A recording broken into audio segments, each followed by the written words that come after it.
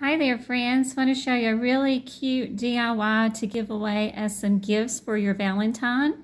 If you have some, you can take and recycle some of your old toilet paper rolls. Get your favorite treat. You can fill it full of those.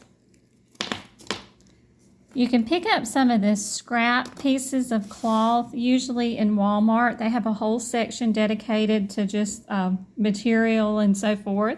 Once you fill up your toilet paper roll, all you have to do is set it in there and then roll it up. Tie the ends with your twine that you have, and you'll come out with something that looks like this. Then you can put like prizes, you can put jewelry in these, but it's just a cute little way to decorate up a gift that you want to give to your Valentine or your friends, family members, or what have you. But I thought these were super, super cute, very easy to do.